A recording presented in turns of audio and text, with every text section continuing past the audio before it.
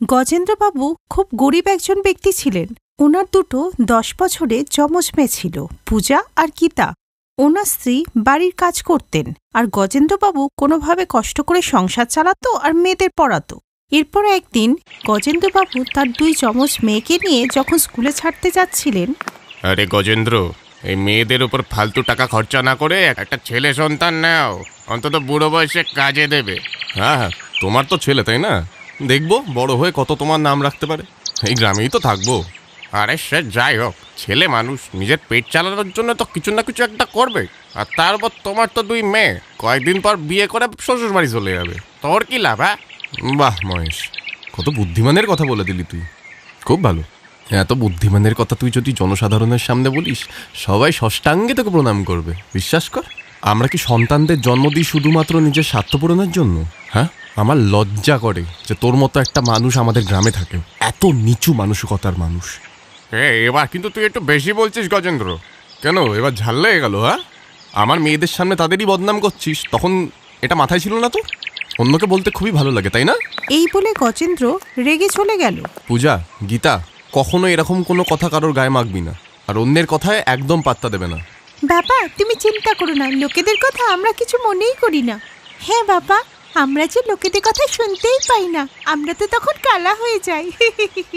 এরপর গজেন্দ্রবাবু মেয়েদেরকে স্কুলে ছেড়ে কাজের জন্য বেরিয়ে যায়। এরপর উনি সারাদিন অক্লান্ত পরিশ্রম করে সন্ধেবেলা বাড়িতে ফিরে আসেন। গজেন্দ্রবাবু বাড়িতে এসে দেখলেন যে তার 2 মেয়ে মোমবাতির আলোয় পড়াশুনো করছে। পূজা, গীতা, তোমরা এত রাতেও পড়াশুনো করছো? বাহ, তোমাদের দেখে আমার খুব ভালো লাগছে, জানো মা। আমরা খুবই ভাগ্যবান গো যে ওদের মতো মেয়ে পেয়েছি। দেখবে একদিন ওরা আমাদের সাথে সাথে গ্রামের মুখও উজ্জ্বল করবে। প্রধান মশাইয়ের বাড়ির বাইরে এত লোক কেন? যাই, একবার গিয়ে দেখি তো ব্যাপারটা কি। শোনো, গ্রামে বিদ্যুৎ আসলে বিপদ হতে পারে। একে সবার কাঁচা বাড়ি, তার উপর খড়ের চাল। এবার ভুল করেও যদি বিদ্যুৎ থেকে একটা আগুনের ফুলকি লাগে না, পুরো গ্রাম একেবারে জ্বলে ছারখার হয়ে যাবে। কিন্তু সবাই এরকম ভাবলে তো দেশে কোনোদিনও লাইটই আসতো না, তাই না? তা তোমাদের কি মনে হয় আমি চেষ্টা করিনি? এবার সরকার যদি আমার কথা না শোনে, তাতে আমি কি করতে পারি বাবা? সরকার নিজেই চায় না।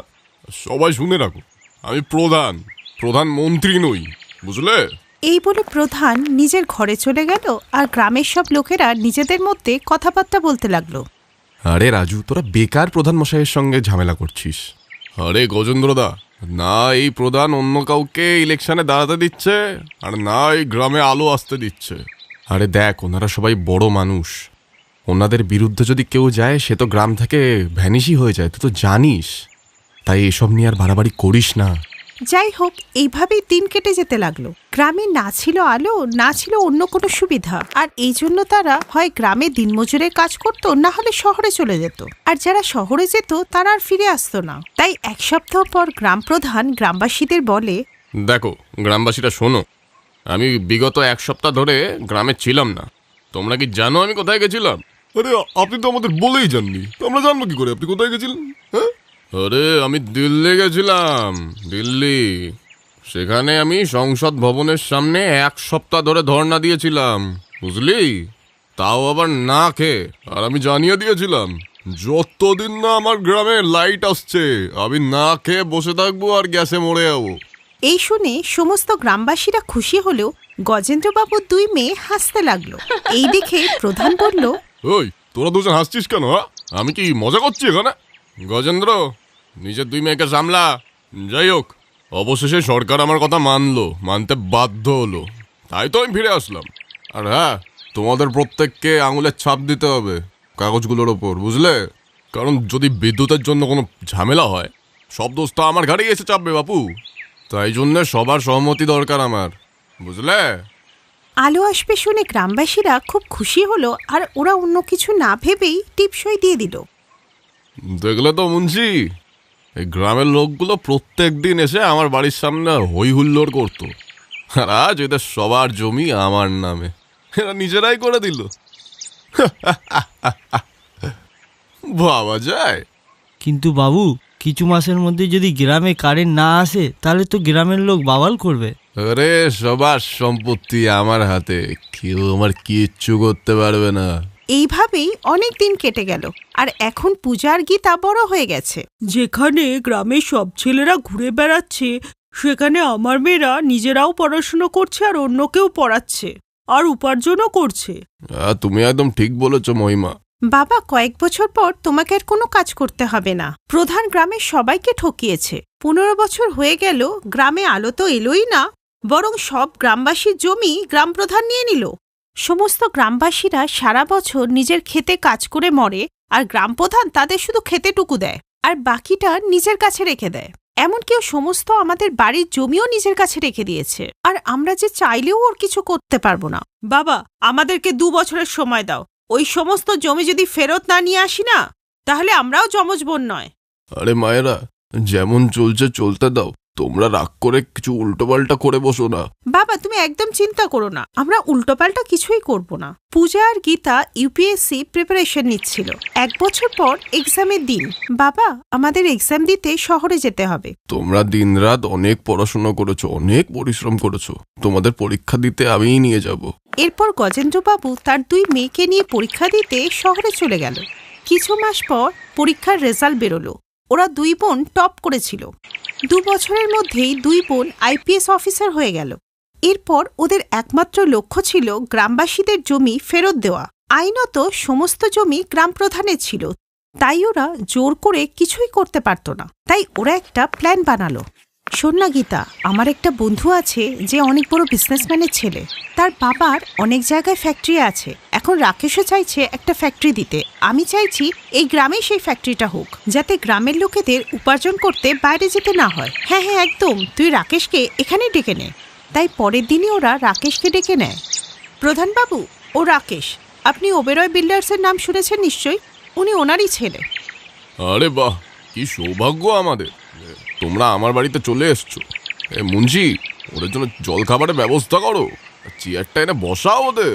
না না থাক, আসলে আমি এই গ্রামে একটা ফ্যাক্টরি খুলতে চাই আমার ব্যবসার কারণে, তাই আপনার সিগনেচারের দরকার। হ্যাঁ একদম, আমার দিক থেকে কোনো সমস্যা নেই, একদম ফুল পারমিশন আছে। ঠিক আছে, এখানে সাইনটা করে দিন।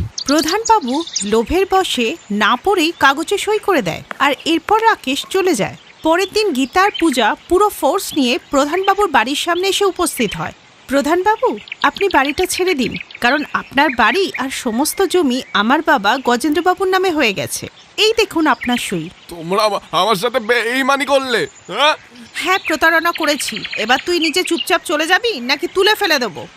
আর গ্রামবাসীরা আজকের পর থেকে কোনোদিন কোনো পেপার না পড়ে সাইন করবেন না।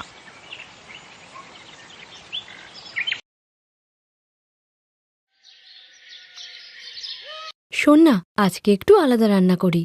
হ্যাঁ রে, আমিও তোকে এটাই বলতে যাচ্ছিলাম। চল কিছু আলাদা করি। একটা কাজ করবি, হালুয়া বানাই। না রে, চল লুচি তরকারি করি। আরে লুচি টুচি ছাড়, চল হালুয়া বানাই। আরে 2 দিন আগেই তো হালুয়া খেলাম। না না, লুচি তরকারি করি। লুচি তরকারি আর হালুয়া চক্করে 2 বোন তর্ক করতে শুরু করলো। পল্লবী হালুয়া তৈরি করতে চাইছিল না, আর মানুষই চাইছিল না লুচি তরকারি হোক। আর এই কথা নিয়েই মুখ ফুলিয়ে 2 বোন রান্নাঘরের 2 কোণাতে দাঁড়িয়ে থাকে। কিছুক্ষণ পর, আচ্ছা আচ্ছা ঠিক আছে, চল এবার রাগ কমাতো, আগে হালুয়াটা বানাই, তারপর দুজনে একসঙ্গে লুচি তরকারি বানাবো। কি রে, ঠিক আছে তো? ঠিক আছে ঠিক আছে, পাক্কা, আমি বানাবো। পল্লবী আর মানসী যমজ বোন ছিল, দেখতে একই রকম। দুজনে খুব ঝগড়া করলেও একে অপরকে ছাড়া থাকতেই পারত না। তাই তো প্রত্যেকবার ঝগড়া হওয়ার পরেই তারা কোনো না কোনো রাস্তা ঠিক বার করেই ফেলত আবার কথা বলার।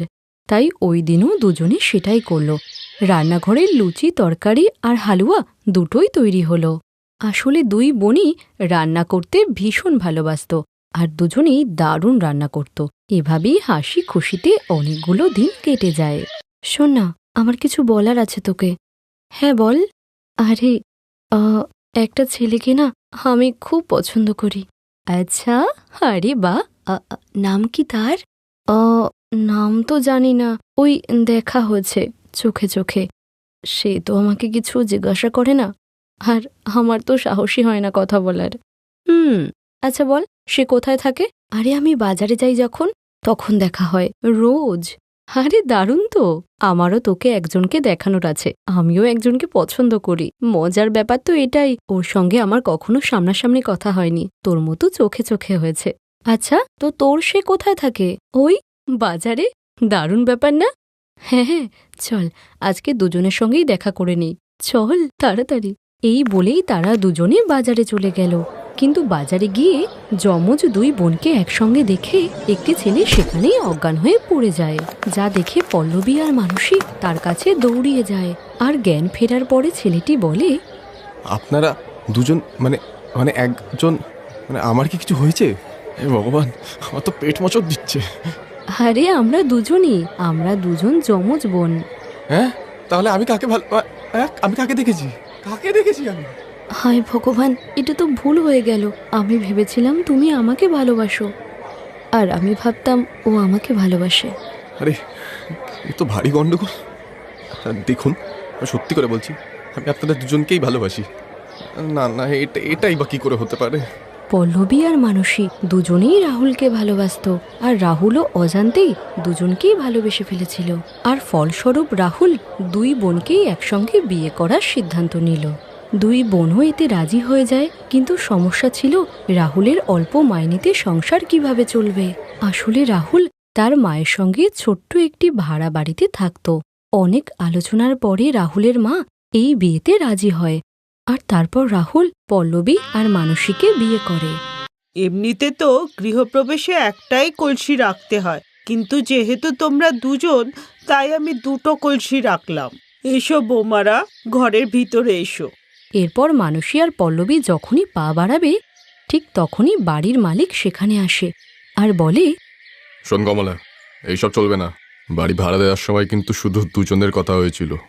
কিন্তু লালা, ছেলে তো একদিন বিয়ে করতোই, বলো। সে করতো মানছি, তাহলে দুটো বিয়ে? এমনটা কে করে? 1 সপ্তাহ সময় দিচ্ছি, লোটা কম্বল গোটা আর এখান থেকে পালা, নইলে দেখবি এই লালার খেলা। বাড়ির মালিক লালা খুবই বদমেজাজি লোক ছিল।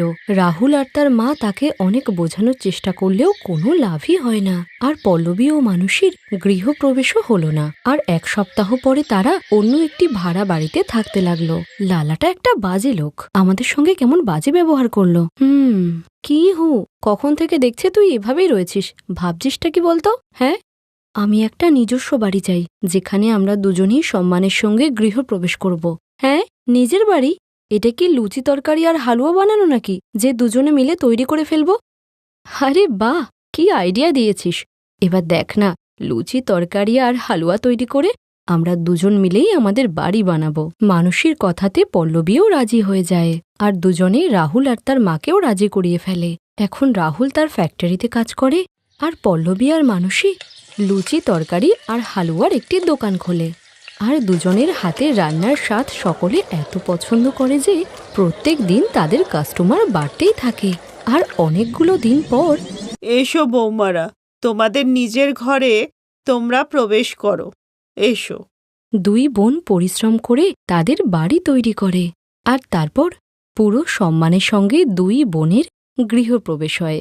সবার চোখেই খুশির জল ছিল, বিশেষ করে রাহুল তার সিদ্ধান্তের উপর গর্ববোধ করে। Thanks for watching.